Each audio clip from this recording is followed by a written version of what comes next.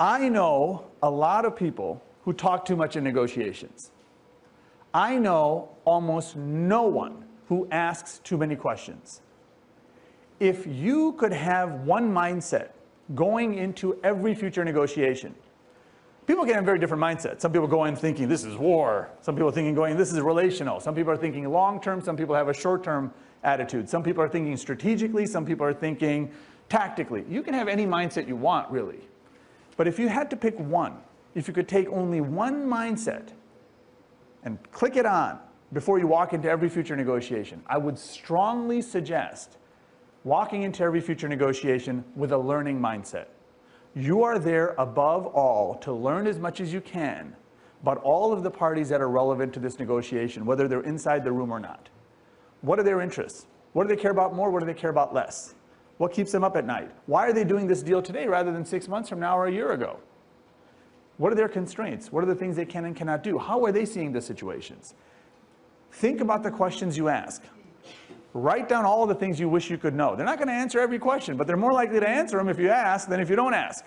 And when you're done coming up with every question you can think of, I suggest you add another 10 more to the list. All right? And your team will help you. All right?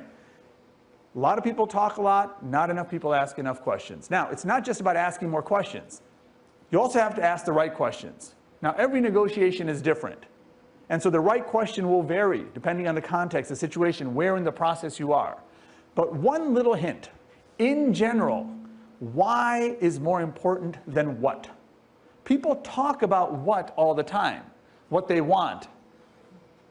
You might say what you want. We want the deal done in 6 months. We want more money up front. We want exclusivity. We don't want exclusivity. That's the what. These are the demands people make, the positions they hold. Your job as a negotiator is to try and get underneath that and figure out why they want these things. What are the things that are driving them? What's the underlying motivation? And when you shift the conversation from what to why, you often find more ways of resolving the dispute, resolving the conflict, resolving the deadlock. Often, the two sides have seemingly incompatible positions. I want exclusivity, they don't want to give me exclusivity. Those seem incompatible. And if they're deal breakers for both sides, you're done.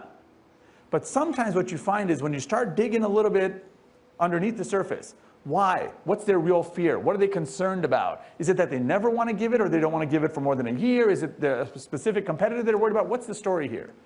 When you go from what to why, often you find that seemingly incompatible positions actually are hiding underlying interests that are actually reconcilable. Get into the habit of asking more questions, get into the habit of asking why, and figuring out what's actually driving their demands.